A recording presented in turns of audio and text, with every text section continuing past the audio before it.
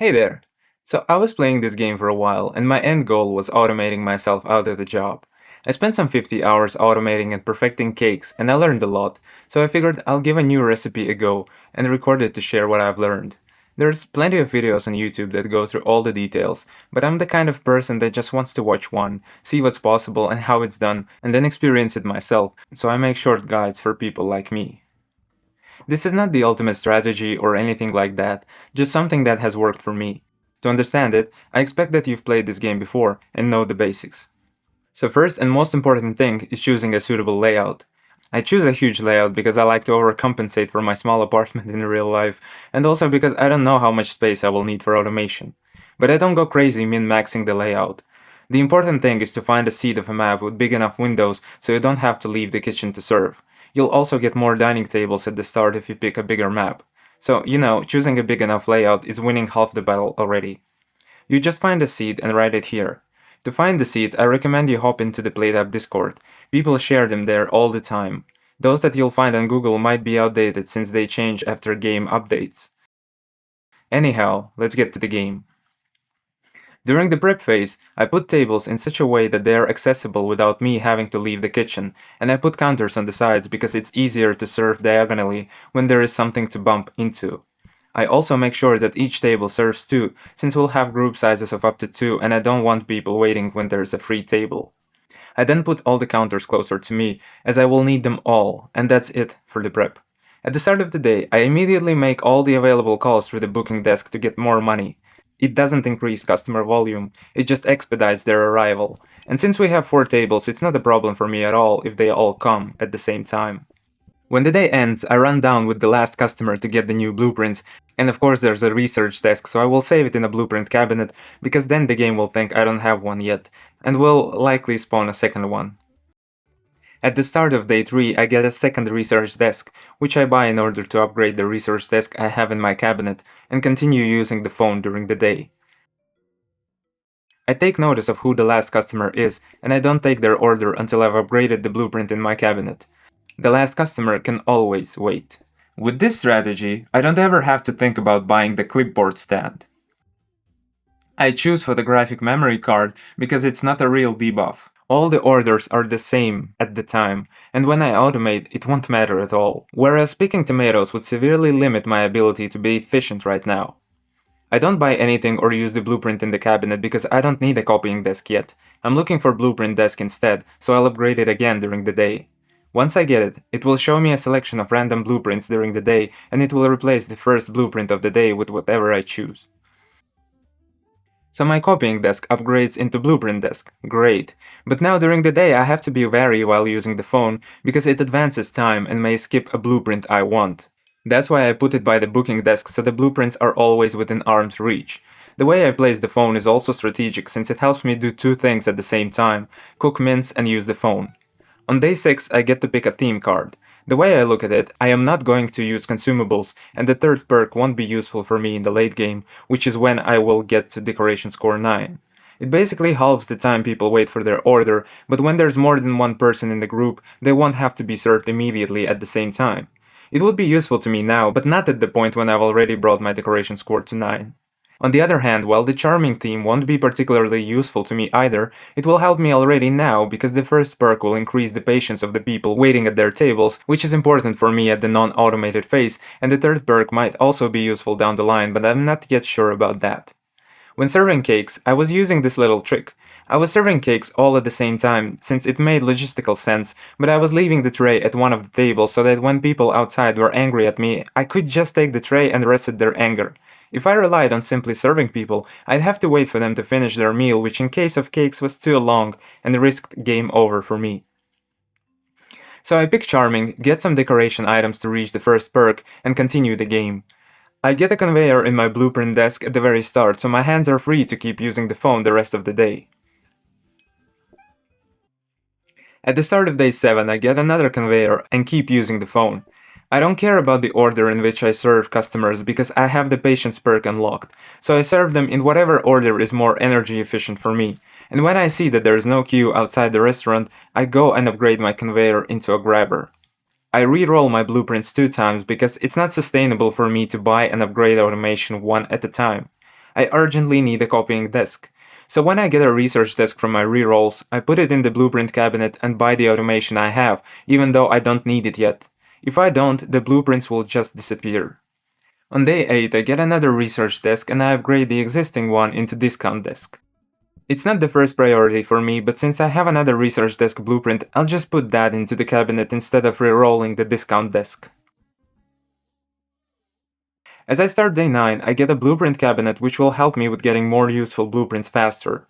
As you've noticed, there hasn't been a time yet when I didn't have the money to buy something, and that's because I use phone extensively, even now during day 9. Tacos are not hard to make, but often you need more than one taco tray to satisfy one group, and so the trays clutter all your counters, especially if there's more than one topping. If my layout was smaller than this and I had less counters, I'd probably have lost by now. As always, I make the last customer wait while I work on the research desk, and at the end of the day 9, I get a new card to pick. I choose advertising because if I chose pumpkin seeds, I'd inevitably make a mess and lose. I try to keep it simple. I buy blueprint cabinet and put combiner in it. I don't need it yet, but I will use the discount desk to lower its price for when I need it. I also leave the desk blueprint in the cabinet to upgrade again since I don't need another discount desk. They don't stack. Day 10 brings me another cabinet, copying desk and a bunch of new decorations, which I put in the cabinets to copy and lower their price. The desks only work for adjacent tiles, so as you can see by the icons atop the blueprint cabinets, the copying desk doesn't reach this one. That's fine because I am putting a decoration item there and I need a cumulative decoration of 3 to reach the next perk, not 4. After day 11, I install decoration items to get the second theme perk, 2 combiners because I am soon going to be starting automating the kitchen, and I pick up a blueprint of a counter because I want to get a freezer so I can duplicate the taco trays. If you leave a dish in the freezer overnight, you'll have a bonus tray to use during the next day. On day 12, I am still using the phone, though it's getting harder to manage and is arguably not worth it anymore since I already have a lot of money. You can see me fumbling here already as I put myself in this position. I don't usually go to a table of 2 without having a second taco tray ready, because if they need more than 4 tacos, which they very often do, I might not have the time to cook another mince and bring it to them on this greasy floor. This works out for me this time, but I figure I need to do something about the floor. So I pick kitchen floor protector on the blueprint desk.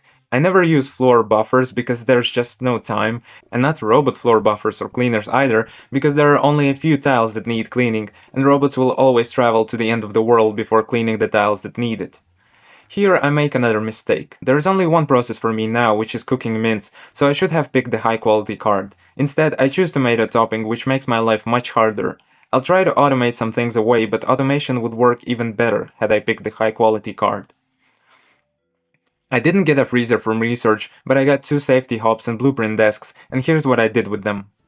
The grabber will pick mince and move it forward to the safety hob, and safety hob will cook it and ensure that the mince doesn't burn. During day 13, I get an ordering terminal that I might need after I automate everything, the freezers, and a dumbwaiter that I put into the cabinet to copy and upgrade into a teleporter. The next day brings me a conveyor which I sorely need to continue automating, and the day after that gives me another conveyor. I'm not going to open the franchise, so the choice here won't matter to me. But franchise, if you don't know, is basically a repeat of the same game but with different cards, and you started with some bonus cards like the one I just chose. Alright, so the first day of overtime got me 2 more conveyors from the blueprint desks. I will now buy the teleporters since I need space in the cabinet for the conveyors, and I can afford them thanks to the fact I've been using the phone so much, and I had a discount desk running for a few days on them. I will also buy some smart grabbers since I don't want them to upgrade further, but I want to upgrade conveyors instead. I then make some renovations. I put grabbers here to get trays and tortillas, and a combiner to combine them. I move them in to the side since I now have teleporters and don't need it taking up the space anymore. Also, after placing smart grabbers in a place like this, you need to go into practice mode to set what sort of thing you want it to grab. Otherwise, it will set to whatever touches it first, and it will keep on moving uncooked mince and clogging your teleporter, which is how you lose the game. If this happens, you can quit the game before it shows you the end screen, and next time you launch it, you'll get to go back to the preparation phase and will be able to correct it. Also, don't be afraid to back up your save file. I didn't restore it this run, but there's nothing shameful in restoring a game save from backup after you lose because you didn't know how something works in this game. You don't prove anything to anybody by not doing so, you just waste your time. I am skipping the day again, as there is nothing noteworthy happening there. I upgraded my conveyors into grabbers, and now I can finally make use of the second combiner that I kept stashed away. I put trays in a place that's accessible, since I'll have to carry them there after people are done eating.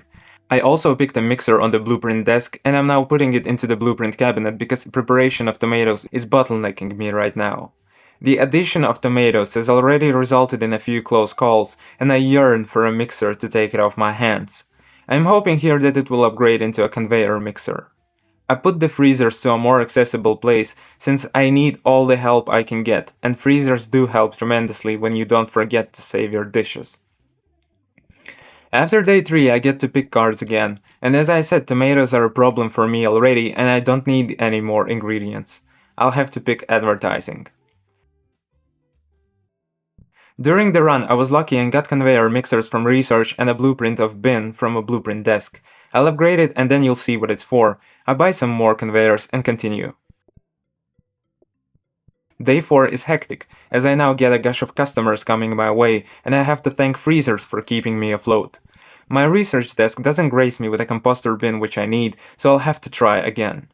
It would be a waste to start the day with grabbers in the cabinet since I wouldn't be able to use the copying desk, so I buy all those. I decide to get another kitchen floor protector as it gets extremely hard to move at the tiles from which I serve.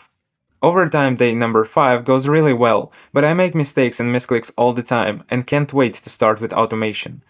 Thankfully, I get a new blueprint cabinet and composter bins that I needed, which means I'm finally ready. I move my taco production line to the bottom right corner because I won't need to interact with it, and I want the dishes to go straight to the tables. I set the smart grabber to only trigger on a ready taco so it doesn't grab any of the ingredients that arrive earlier. I'll explain the other parts in action. So since I don't yet have enough conveyors to make a long line satisfying all dining tables, I make an interim solution.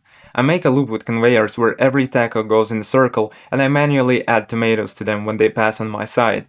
I could add them automatically from the mixer, but since I only have a short loop and 2 tables, I would risk accidentally filling it with tomato tacos and backing up the loop. Imagine if somebody needed a regular taco and it was stuck at the smart grabber, I'd lose instantly. The way I am getting chopped tomatoes is a bit convoluted, but it's a necessity because tomatoes have 2 preparation stages and mixer can't be set to stop at 1. So in order to get chopped tomatoes, I have to set a smart grabber to pick up chopped tomatoes and send them to me, but it will back up quickly, and then the mixer will be mashing all the tomatoes that come along. But I don't need tomato paste, so I have to get rid of it, and that's why I have 2 composter bins. They automatically delete their contents after a while, and I use 2 to make sure I don't have to wait for just 1 to finish its dirty job. Also, the conveyor mixer helps me avoid having to put a grabber here as it sends its contents to the bin automatically when it's done, and its done phase is tomato paste, so there's plenty of time for the smart grabber to pick chopped tomatoes if there's any space to send them to. Finally, I have an ordering terminal to remotely take orders and a teleporter for empty taco trays. This setup with just 2 tables works because people leave at different times, and so the patience meter always resets to full. The customers waiting at the door don't have individual patience, so only the very first is of your concern. If you synchronize tables so that they leave at the same time, you would lose because the time it takes for them to reach the table, eat, and leave would be more than the patience of the first man at the door. Also, don't forget to use your desks when you start automating serving because it's easy to miss the end of the day when you're not taking orders in person. At the end of the day, I pick high standards card. I don't care about burning food since the only food I'm cooking is on a safe hob. Next, I use the copies of conveyors I made in the blueprint cabinets to make a long conveyor belt, automate empty tray collection and tomatoes, and, critically, make use of the saved trays from the freezers. Since I don't have a second taco tray counter, I will be bottlenecked by the absence of trays if I don't use Freezer's hidden feature. Take note of the way I set up my grabbers here. Effectively, I have the grabber that passes tomato tacos set as priority, and the regular tacos are secondary. If regular tacos were going in a straight line here like this, and tomato tacos had to be entering the loop, I'd probably lose because I'd get backed up with regular tacos when nearly everybody in this game wants tomatoes in their tacos. And that's basically it. During the day, I get the taco trays from blueprint desks that I so sorely missed, then collect all the blueprints from the cabinets that I don't need and put them on the floor. This way, I have more blueprints to re-roll than if I just re-rolled whatever game gave me at the start of the day. The next steps are to make the loop longer, get more dining tables and teleporters so you're not bound to the map layout anymore, add freezers as transition links on the conveyor belt so that when the day ends, your dishes have a chance to get automatically saved. Well, the world's your oyster basically. You can add side dishes, toppings, or just continue playing and preparing cards for the inevitable torrent of customers down the line. This is a roguelite after all. You will never win.